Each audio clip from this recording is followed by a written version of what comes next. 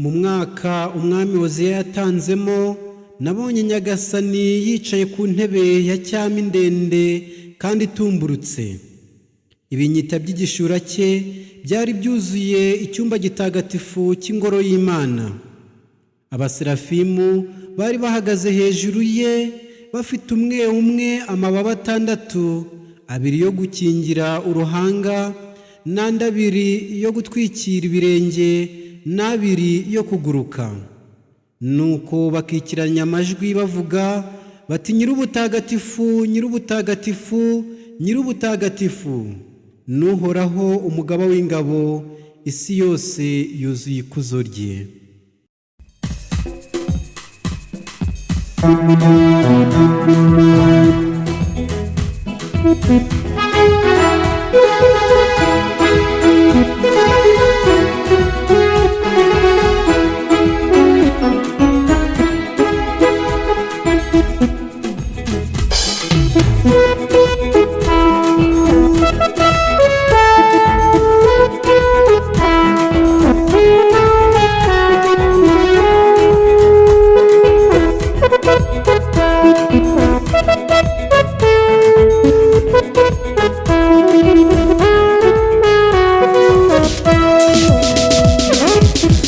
Nyir'ubutagatifu, Nyir'ubutagatifu, Nyir'ubutagatifu, Nyir'ubutagatifu, ni Nyagasani Imana,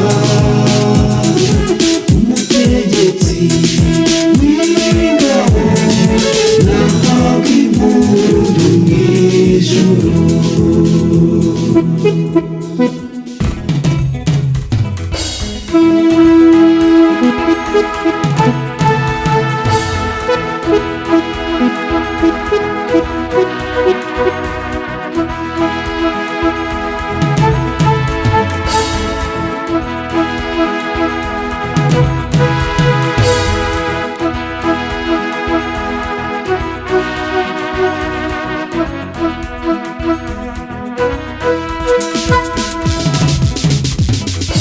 Ijuru n'isi byuzuye ikuzo, ikuzo rya Nyagasani, nahabwa impundu mw'ijuru. Nyir'ubutagatifu, Nyir'ubutagatifu, Nyir'ubutagatifu, Nyir'ubutagatifu, ni Nyagasani Imana, umutegetsi w'ingabo, nahabwa impundu mw'ijuru.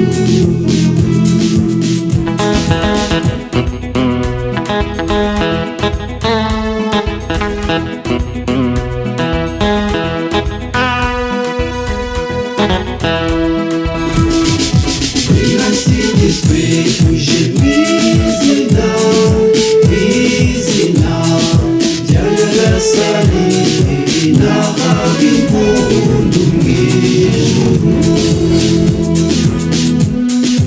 Nyir'ubutagatifu, Nyir'ubutagatifu, Nyir'ubutagatifu, Nyir'ubutagatifu, ni Nyagasani Imana,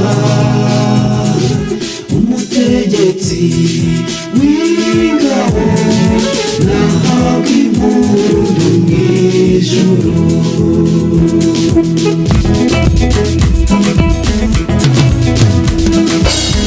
Nyir'ubutagatifu, Nyir'ubutagatifu, Nyir'ubutagatifu, Nyir'ubutagatifu, ni Nyagasani Imana,